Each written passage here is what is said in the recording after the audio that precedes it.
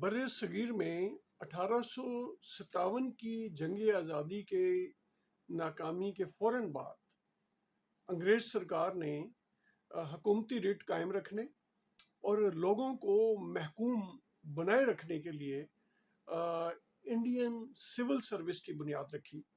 Indian civil service کا بنیادی مقصد قانون پہ عمل داری تو تھا نہیں، اور ان کا اصل مقصد یہ تھا کہ وہ حکومت کی اعلی کار بنی رہے، جائز ناجائز ہر طریقے سے وہ وہاں کے عوام کو، برصغیر کے عوام کو، ہندوستان کے عوام کو دبائے رکھے۔ اور اس مقصد کے لیے انگریز نے اپنا تسلط قائم رکھنے کے لیے، کیونکہ تازہ تجربہ انگریز کا گزرا تھا 1857 کی جنگ آزادی کے حوالے سے، جب پورے ہندوستان کے لوگ، ہر طبقہ فکر سے تعلق رکھنے والے لوگ، وہ اکٹھے ہوئے اور انہوں نے مسلح جد و جہد کی انگریز کی غلامی سے چھٹکارا حاصل کرنے کے لیے۔ تو اس کے فوراً بعد انڈین سول سروس کا سب سے بنیادی مقصد ایک ہی تھا، ایک ہی نقطہ نظر تھا، وہ یہ تھا کہ یہاں کے لوگوں کو محکوم بنائے رکھنا، یہاں کے لوگوں کو خوف میں مبتلا رکھنا، اور وہ انگریز سرکار کی جو تابع داری ہے، اس کی جو عمل داری ہے، اس کو مؤثر طور پہ قائم رکھنا۔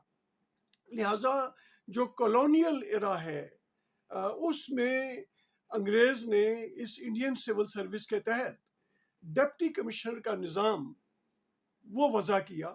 اور ڈپٹی کمشنر کے نظام میں جو سب سے بڑی بات تھی وہ یہ تھی کہ ایک شخص، ایک فرد کو ایک ضلع کے اندر تمام اختیارات اس کا منبع بنا دیا گیا، تمام اختیارات مرکوز کر دیے گئے، تمام اختیارات کو ایک شخص کی ذات میں ان کے حوالے کر دیا گیا، ان کو مرکوز کر دیا گیا۔ لہٰذا ایک شخص جو ڈپٹی کمشنر ہے، اور اس کے نیچے جو اس کا ایک نظام ہے جس میں ایڈیشنل ڈپٹی کمشنر کہہ لیں، اسسٹنٹ کمشنر کہہ لیں، مجسٹریٹ کہہ لیں، جو بھی ہیں، تمام اختیارات وہ انتظامی نوعیت کے ہوں، ایڈمنسٹریشن کے، مالی نوعیت کے ہوں، ریونیو ہو، یہ جو پٹواری والا نظام ہے، محکمہ مال جسے آپ کہتے ہیں وہ ہو، اور عدالتی اختیارات بھی، وہ تمام کے تمام ان کو دے دیے گئے۔ اب پاکستان میں بہت حد تک عدالتی اختیارات واپس لے لیے گئے، لیکن ابھی بھی جو اسپیشل لاز ہیں ان کے تحت بہت سارے عدالتی اور نیم عدالتی اختیارات ابھی بھی ان کے پاس ہیں۔ یہ جب نظام وضع کیا گیا تو اس میں انگریزی دبدبہ لوگوں پہ قائم رکھنا تھا، انگریزی خوف قائم رکھنا تھا، اس کی عملداری قائم رکھنی تھی۔ اس کے لیے یہ جو سرکار، یہ جو ہندوستانی بھرتی کیے گئے انڈین سول سروس میں، ان کا پروٹوکول بھی پھر اسی لحاظ سے بہت شاہانہ انداز میں ان کا پروٹوکول رکھا گیا۔ بڑے بڑے عالیشان دفاتر ان کو دیے گئے، بڑی بڑی اور کئی گاڑیاں، گن مین، پولیس فورس، وہ ان کے ڈسپوزل پہ دے دی گئی۔ ان کے گھر جو ہے وہ کئی ایکڑ اراضی پہ، بڑی پرائم لوکیشن پہ ان کو وہ گھر دیے گئے۔ اور اس طریقے سے انہیں ایک لحاظ سے لوگوں پہ قابو بھی رکھنا تھا، لیکن لوگوں میں مکس اپ بھی نہیں ہونا تھا۔ لوگوں میں مکس اپ تو اپنے لوگ ہوا کرتے ہیں نا، جو بیرونی اعلی کار ہوں، جو آقا کے عملداری قائم رکھنے ہوں، انہوں نے ایک فاصلہ بھی رکھنا تھا لوگوں سے، عام لوگوں سے، اور ایک طرح کا نو آبادیاتی احساس برتری بھی قائم کرنا تھا۔ اور لہٰذا ایک فاصلہ بھی رکھا گیا، اور فاصلہ رکھ کے ان کو ایک خوف میں مبتلا کر کے، ڈرا کے، دھمکا کے، دباؤ میں لا کے یہ ایک نظام انگریز نے یہاں پہ مسلط کیا۔ جب پاکستان بن گیا، ہونا تو یہ چاہیے تھا کہ پاکستان آزاد ہوا ہے، انگریز کی عملداری ختم ہوئی ہے، کالونیل ایرا ختم ہوا ہے، نو آبادیاتی نظام ختم ہوا ہے، ایک آزاد ملک کے آزاد لوگوں کے لیے ایک نیا نظام چاہیے تھا ایڈمنسٹریشن کا، جو سروس ڈیلیوری کی بنیاد پہ قائم ہوتا، جو پبلک سروس، عوامی خدمت کی بنیاد پہ قائم ہوتا۔ لیکن ہمارے لوگوں کو فرصت نہیں تھی ایسا نظام وضع کرنے کی، لہٰذا وہی کالونیل، وہی نو آبادیاتی نظام جو انگریزی عملداری قائم کرنے کے لیے بنا تھا، اس کو اس آزاد ملک کے آزاد لوگوں پہ مسلط کر دیا گیا. لہٰذا اس کا نام پہلے وہ CSS کہا گیا، سول سپیریئر سروسز، پھر اس کو DMG بھی کہا گیا، ڈسٹرکٹ مینجمنٹ گروپ. یہ دونوں جب بدنام ہوئے تو پھر اس کا ایک نیا نام رکھا گیا، پاکستان ایڈمنسٹریٹو سروسز، اس نام سے. لیکن نظام نیا نہیں بنایا گیا، وہی انڈین سول سروس والا، وہی انگریز کا قائم کردہ نظام پورے کا پورا ریپلیکیٹ کر دیا گیا، پورا منو ان وہ نافذ کر دیا گیا، جس میں ظاہر ہے مقامی جو ضرورتیں تھیں اس کا خیال نہیں رکھا گیا. وہ ایک جو نئی آزاد قوم ہوئی اس کے تقاضوں کے مطابق نہیں تھا، وہ جو تبدیلی ہونی چاہیے تھی وہ تبدیلی نہیں آئی. لہٰذا وہ جو انگریز دور کا بیوروکریٹک نظام تھا وہ منوان یہاں پہ نافذ ہو گیا، اور نافذ ہونے کے ساتھ ساتھ پھر وہی انگریزی زبان وہی ذہانت اور اہلیت کا معیار ٹھہری، اور وہی جو رٹا سسٹم کے تحت انگریزی مروجہ جو فارمیٹ ہے امتحانوں کا، انہی رٹے رٹائے جملوں کے تحت وہ امتحان دے کے پاس ہو جاتے تھے، اور پاس ہونے کے ساتھ ہی وہ ہم پہ مسلط ہو جاتے تھے، اور ابھی بھی ہو رہے ہیں. اور ان کی اکثریت، ڈسٹرکٹ مینجمنٹ گروپ کی اکثریت اچھے لوگ بھی ہیں، لائق لوگ بھی ہیں، ذہین بھی ہیں، اہل بھی ہیں، لیکن ان کی جو اکثریت ہے وہ تخلیقی سوچ، انتظامی صلاحیت اور اہلیت، پبلک مینجمنٹ کی جو قابلیت ہے اس سے قطعی طور پر آری ہے، نابلد ہے، نالائق لوگ ہیں ان کی جو اکثریت ہے، ان کے لوگ. اور ایک مخصوص طبقہ اچھی انگریزی کے بل بوتے پہ دوبارہ مسلط ہو گیا پاکستان پہ، جو آج تک مسلط ہے. اور اس لحاظ سے جو دور دراز علاقوں کے لوگ ہیں، نوجوان ہیں، طالب علم ہیں، سرکاری اسکولوں میں پڑھتے ہیں، جو زمین سے جڑے ہوئے ہیں، جنہیں مسائل کا ادراک ہے، جو سمجھتے ہیں کہ ہماری معاشرتی اقدار کیا ہیں، ہمارے لوگوں کے کیا مشکلات ہیں، وہ اس انگریزی کے چکر میں کمزور، ان کی بیچاروں کی ظاہر انگریزی کمزور ہوگی، اس انگریزی کے چکر میں وہ اس مین سٹریم سے، اس مقابلے کی دوڑ سے قطعی طور پہ باہر ہو گئے. اور یہ جو چند ایک لوگ ہیں، ممی ڈیڈی برگر کلاس ہے، وہ ہمارے اس پہ مسلط ہو گئی. ہمارے بھی لوگ جو ہیں، جو مڈل کلاس کے یا لوور مڈل کلاس کے، اپنی انگریزی کو تھوڑا ٹھیک کر کے، رٹے شٹے ٹھیک کر کے وہ بھی امتحان پاس کر لیتے ہیں. لیکن پاس کر لینے کے بعد وہ بیچارے چونکہ فٹ ان نہیں ہوتے، وہ اپنے آپ کو اس ایلیٹ کلاس میں فٹ ان کرنے کے لیے اپنا پیچھے سے رشتہ ناتا توڑ کے ان میں شامل ہونے کی کوشش کرتے ہیں، وہ انہیں قبول نہیں کرتے. لہٰذا اس لحاظ سے جو بیچارے ہمارے مڈل کلاس یا لوور مڈل کلاس کے لوگ اس میں آتے بھی ہیں تو وہ بھی صحیح طریقے سے ڈیلیور یا پرفارم نہیں کر سکتے. یہ جو ہمارا ڈسٹرکٹ مینجمنٹ گروپ بن گیا، اس نے جو عوامی مسائل ہیں اس سے تو قطعی طور پہ انہوں نے اپنے آپ کو فارغ کر لیا. عوامی رابطہ یہ نہیں رکھتے، اپنے اشرافیہ والا ایک انہوں نے اپنے اوپر ایک لبادہ یہ اوڑھ لیتے ہیں، جیسے یہ کوئی بہت ہائی فائی قسم کے لوگ ہوں، عام آدمی کی پہنچ ان سے دور ہو جاتی ہے.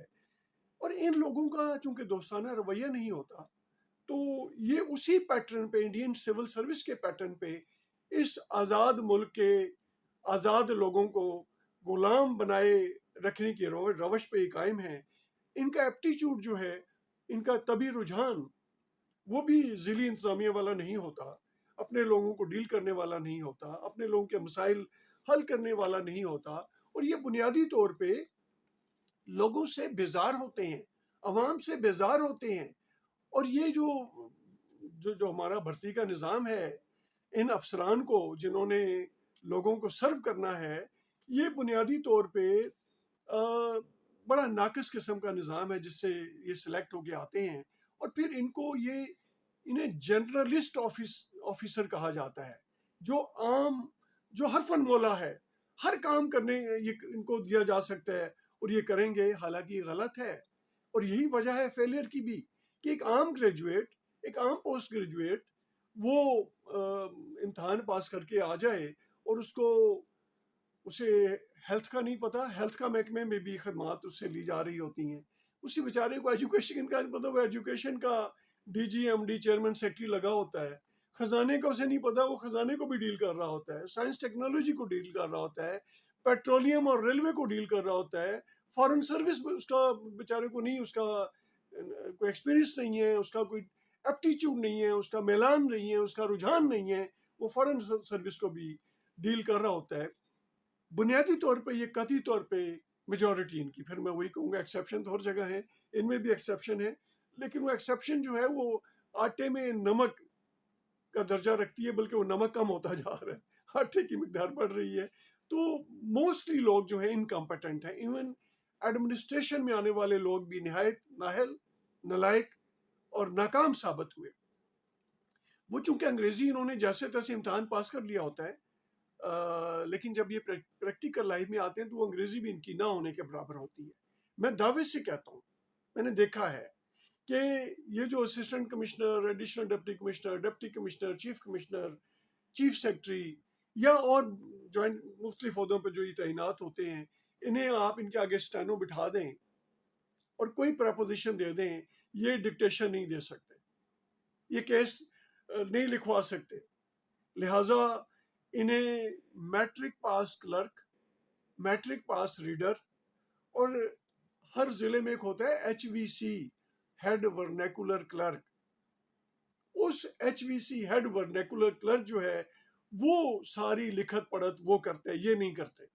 یہ ان میں اہلیت ہی نہیں ہوتی لکھت پڑھت کرنے کی، ڈرافٹ لکھوانے کی، خط لکھوانے کی، کیس ڈرافٹ کرنے کی، کوئی پروپوزل ڈرافٹ کرنے کی، ان میں اہلیت ہی نہیں ہوتی. یہ سارا ضلع جو ہے وہ ایک reader, clerk, H V C head vernacular clerk وہ چلا رہا ہوتا ہے. یہ جو ہمیں بڑی ہمارے آگے یہ معتبر بن کے پھر رہے ہوتے ہیں، ان بیچاروں کی اہلیت نہیں ہوتی. چند ایک استثناء کے علاوہ، چند ایک لوگ ہیں کمپٹنٹ، لیکن میجورٹی اور اوور ویلمنگ میجورٹی ان کی نالائق اور نااہل ہوتی ہے. وہ انگریزی تو وہاں سے کر کر آگے آ جاتی ہے، لیکن پھر یہاں پہ کام کرنا پڑتا ہے، فائلیں پڑھنی پڑتی ہیں، اور پھر پرپوزلیں بنانی ہوتی ہیں. وہ ان کے بس کا روگ نہیں ہوتا، یہ نہیں کر سکتے. لہٰذا پورا ملک ان جو کلرک ہیں، وہ جو ریڈر ہیں ان کے، اور وہ جو ہیڈ ورنیکولر کلرک ہے، یا اس طرح کے ملتے جلتے جو لوگ ہیں جو مختلف ڈیوٹیاں دے رہے ہیں بطور کلرک، پورا ملک ان کے سپرد ہے. یہ خود ان کی حیثیت محض سگنیچر کرنے والی، دستخط کرنے والی مشین کی رہ جاتی ہے. پھر پورے ملک کو وہ ڈیل کر رہے ہوتے ہیں. انہیں وہ ان کے گیٹ کیپر بھی وہ بن جاتے ہیں، ان کی مرضی سے کو اندر جا سکتا ہے، اور ان کی مرضی نہ ہو تو کوئی صاحب کو مل بھی نہیں سکتا. اور سپیڈ مشین بھی وہ بن جاتے ہیں، سپیڈ منی بھی انہی کے ہو جاتی ہے. کیسے فائل کو پہیے لگنے ہیں، کس فائل کی سپیڈ تیز کرنی ہے، کون سے کام جلدی ہونا ہے، جلدی نہیں ہونا.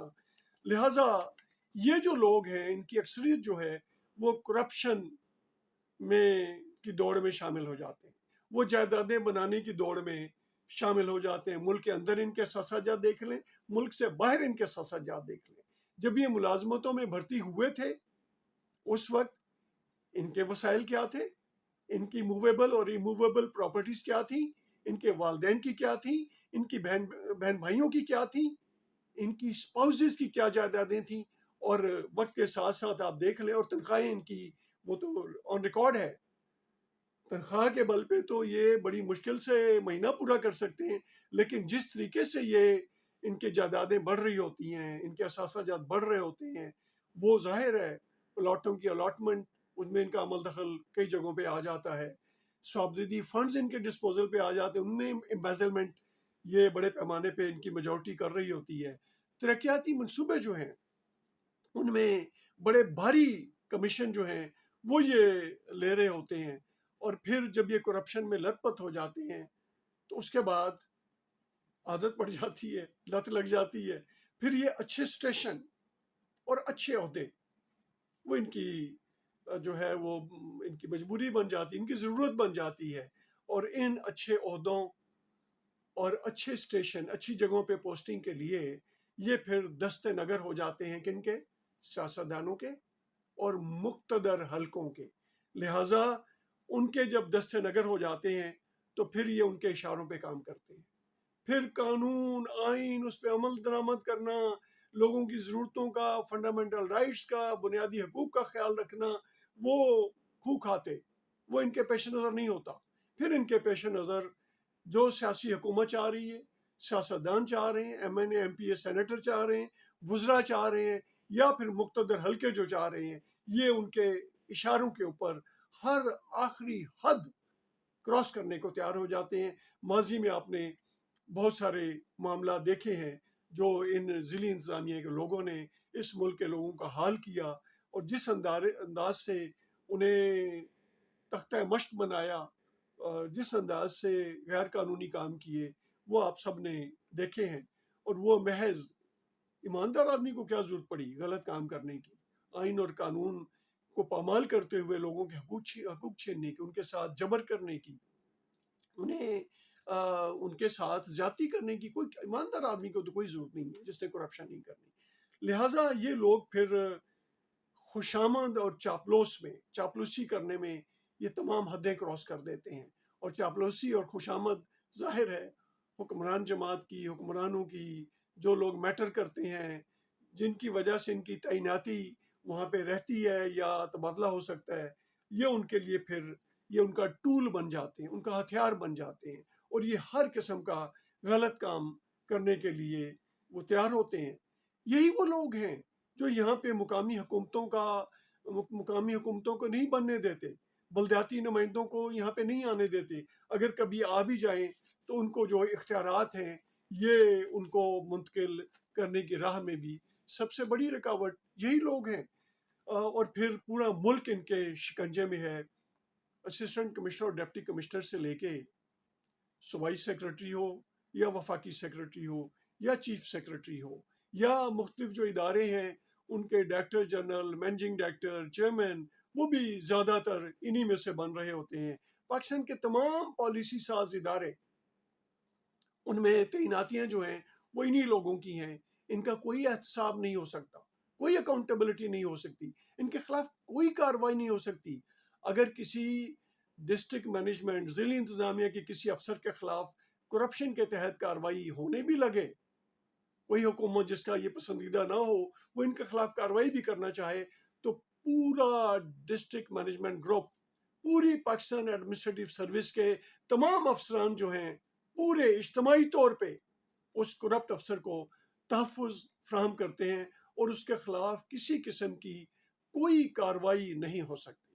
وہ لوٹ مار کرے، ڈکیتی کرے، جو مرضی کرے، اس کے خلاف کارروائی نہیں ہو سکتی. اس گروپ کو مطلق العنان طاقت پاکستان میں دستیاب ہے، حاصل ہے. اور میں نہیں کہتا ان میں ایماندار افسر نہیں ہے، یقیناً ایماندار افسر ان میں ہیں. ایماندار افسر ہیں جو غیر سیاسی انداز میں کام کرتے ہیں، وہ بھی ہیں جو میرٹ پہ اور اہلیت پہ، قابلیت پہ یقین رکھنے والے ہیں، وہ بھی ہیں. لیکن وہ بہت جلد وہ داخل او ایس ڈی بن جاتے ہیں. وہ بہت جلد انہیں لائن حاضر کر دیا جاتا ہے، او ایس ڈی بنا کے اسٹیبلشمنٹ بھیج دیا جاتا ہے. تنخواہ ملتی رہتی ہے لیکن نہ اچھی پوسٹنگ ملتی ہے، نہ اچھا اسٹیشن ملتا ہے. تو ایسے لوگ ہیں.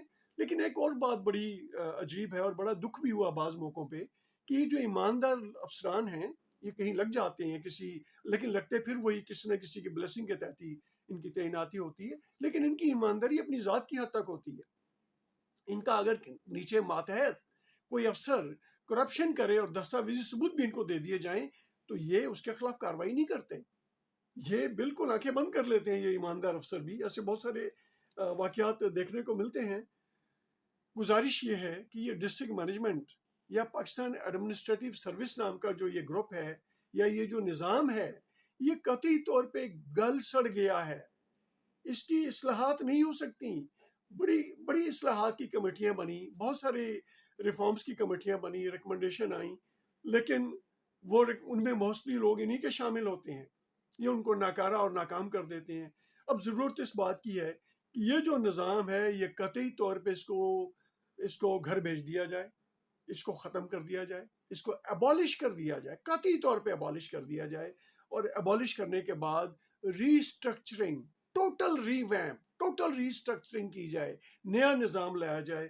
اس نئے نظام کے لیے بڑی انقلابی تبدیلیوں کی ضرورت ہے. وہ اللہ کرے پاکستان کی کوئی حکومت یا کوئی مقتدر حلقہ ہی کر دے. ہم تو کہتے ہیں آپ ہی کر دو یار، باقی سارے کام آپ کر رہے ہیں، یہ کام کر دو، اس ملک کے لیے کر دو. اس ملک نے بہت کچھ آپ کو دے دیا اور آپ نے بھی بہت کچھ لے لیا. اس کو ریسٹرکچرنگ کر دو، اور ریسٹرکچرنگ میں مہربانی کر دو جو مقابلے کا امتحان ہے وہ اردو زبان میں کر دو. انگریزی رکھو، آپ ایک مضمون انگریزی کا رکھو، لیکن باقی اردو زبان میں کر دو، تاکہ اس ملک میں بہت ٹیلنٹ ہے. اس ملک کا جو ٹیلنٹڈ نوجوان ہے وہ مین سٹریم میں آ سکے. وہ اس زمین کے مسائل جانتا ہے، وہ یہاں کے لوگوں کی مشکلات سے واقف ہے. وہ آئے گا تو ان کے حل کی بھی کوئی تدبیر دیکھے گا. جس نے جمعہ بازار اور اتوار بازار سے سودا خریدا ہوگا، جس نے میلوں پیدل سفر کر کے اسکولوں میں گیا ہوگا، جہاں پہ پینے کا پانی نہیں ان دیہاتوں میں رہا ہوگا، اور وہ جو جس نے ویگنوں میں بسوں میں سفر کیا ہوگا، وہ زیادہ بہتر. اور جو رورل وزڈم ہے وہ تو پوری دنیا میں ایکچوئل وزڈم ہوتی ہے، رورل وزڈم ہے. جو رورل وزڈم کے لوگ ہیں وہ یہاں پہ آئیں گے تو زیادہ بہتر طور پہ کام کر سکیں گے.